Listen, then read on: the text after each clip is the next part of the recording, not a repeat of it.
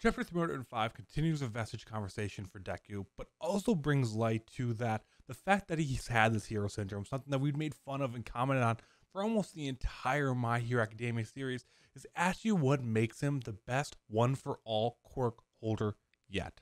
My name is Andrew Nimsgren, and today I'm going to be breaking down everything that happened in Chapter 305 of My Hero Academia, as well as what it means for the future of the series, my thoughts on what's next, and so much more. But I don't want to waste too much time at the top of the episode and jump right into the recap. It starts back off with Donna Shimura pretty much clarifying what she was asking at the end of last chapter. She isn't necessarily requesting that Deku goes out and kills Shigaraki, but instead that if he has the will and intent to do so, if needed. Since they're all connected now, when he felt that moment at the end when he saw that he was being hurt by One for All for One, that there was a chance for him to save him. He yelled out that I'm going to save you and kind of had the moment that was questionable to a lot of people. And it was questionable to all the previous holders too, because they felt those same emotions. And that even though there was a small chance that he was being hurt by One for All for One, my goodness, it doesn't necessarily mean that it's going to be someone that can be saved, because there's pure hatred and contempt between those eyes still. All for One's brother pretty much goes back and says that it has been raised by All for One now, and that his body's been taken over probably from actually a physical and mental aspect, and that there may not be much of a chance to redeem him at all. We also learned that All for One actually had a chance to take the quirk One for All twice from the fifth and sixth user, but failed both times because they had an incredibly strong will to stop it. And that's actually something that's built into the quirk we learn. That it's not something that All for One can still just come and do with ease. They have such a strong will, and the quirk has a will of its own that it doesn't want to be passed on. So instead, they're using Tamura's super strong hatred that's just been fostered since he was young to be strong enough to take over that will of All for One, so that he can then take the quirk for himself and ultimately combine the quirk to being the all-powerful, pretty much having no opposition. We've also seen that the quirk was really manifested and cultivated for the specific purpose of destroying All for One, with All Might as the prime example. Out of these last few generations, since the quirk's been kind of taken, it's been more focused on destroying All for One rather than kind of saving at this point.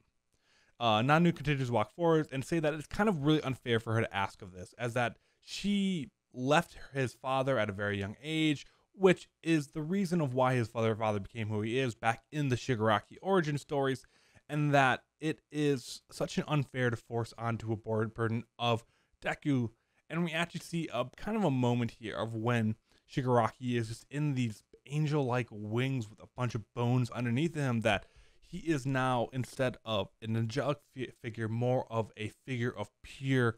devil-like hatred. So it is something that is incredibly strong and doesn't know if he can be saved or not because of that. But the most important question is asking Deku if he has the strength to stop Shigaraki if needed. After a moment of silence,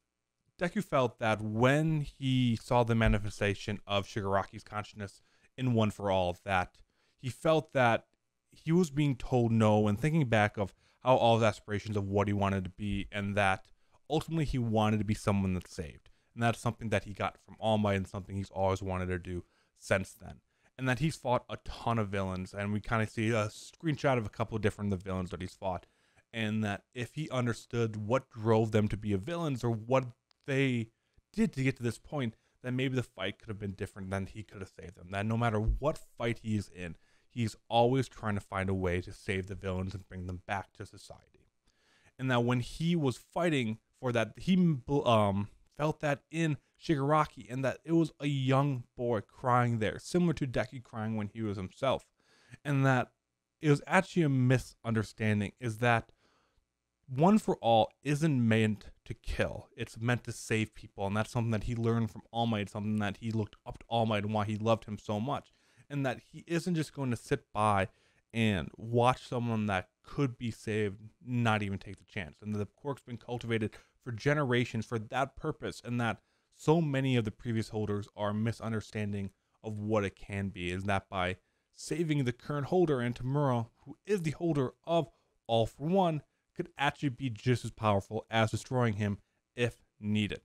And actually, during a moment at all this, when Deku was talking about seeing Tamura as a crying child, Deku himself steps out of the fog mist that is all over his mouth and sees himself as his child form that we saw so many seasons ago now.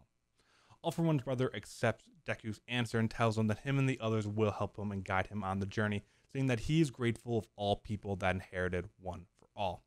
Nana apologizes for testing them like that, saying that it isn't fair that she did that, but doesn't seem very regretful, and it's totally understanding. But instead asks Deku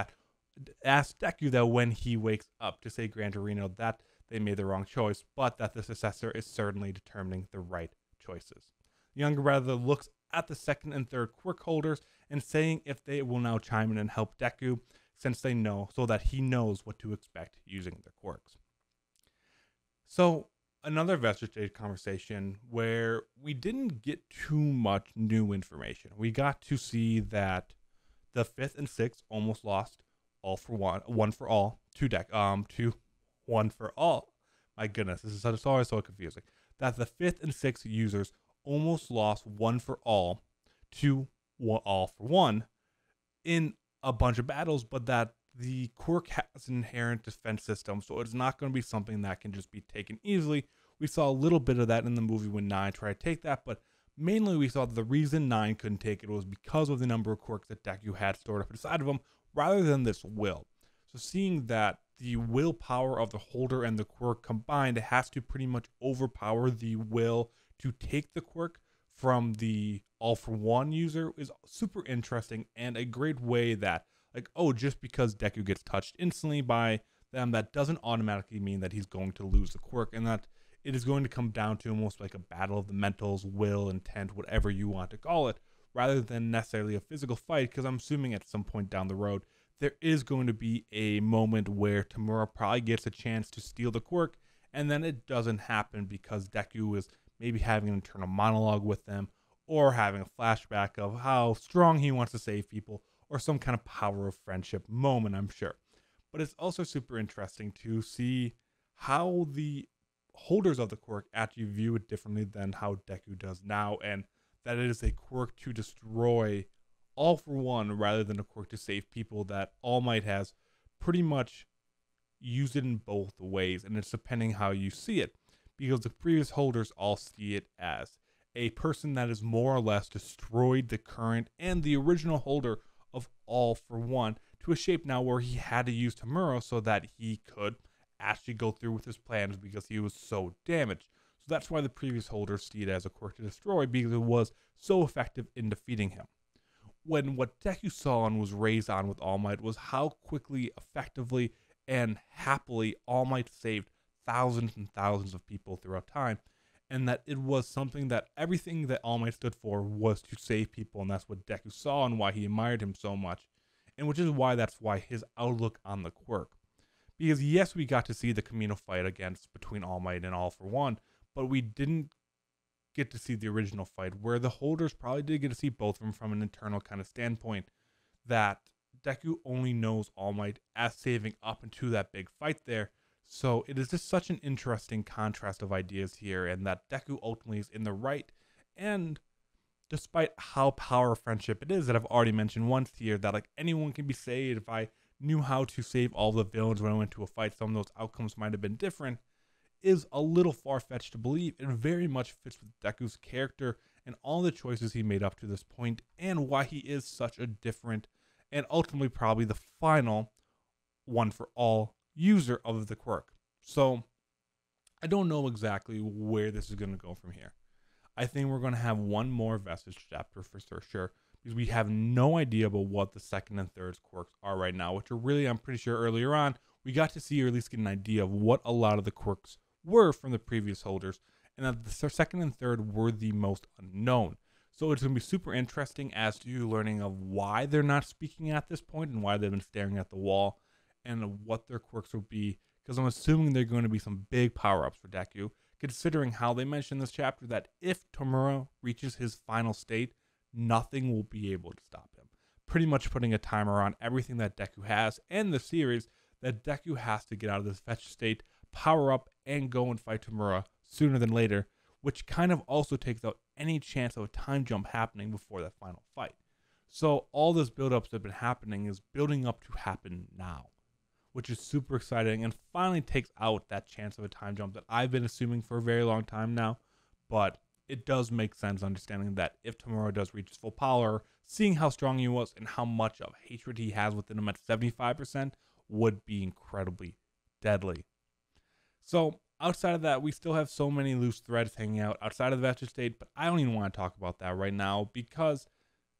right now it's a very focused on Deku, which it hasn't been for a while now. So we know the Hawks, Endeavor, and all that group is going to go and fight Dabi eventually. But I think a lot of this is waiting on Deku to wake up and have that conversation with All Might, with Gran Torino, with Hawks, and probably revealing everything that he had a conversation about there as well. So I'm not going to go too much into that, and I actually want to wrap up the video here and thank everyone so much for watching, because I want to talk about what 306 is going to mean for the final arc, I'm assuming. I don't know if we're in the final arc yet, but I'm assuming we're beginning to set up for what will be, as Horikoshi she's already said that it's ending sooner than fans will want to, and the culmination is feeling like it's getting to a point. And after this final fight, there is going to be no returning back to class. There's going to be no second year of class. There may be a time jump at the end, similar to other anime, how they ended with the last couple chapters of a time jump. But the main series will end in this current time period, and I'm very excited to see where that goes. So thank you all so much for listening to this chapter 305 breakdown. I will be back next Sunday with the 306 breakdown, but also make sure to check out our YouTube channel for the Class 1A podcast, which is a weekly podcast where we cover character deep dives. We just did a season 4 recap going into season 5. And also on our YouTube channel, we are doing top 10 videos that are spoiler free, and for manga readers as well that have all the spoilers going into season 5. So make sure to check out both those videos on YouTube channel as well, and subscribe and leave your comments down below. Thank you all so much for watching, and I'll see you guys next week.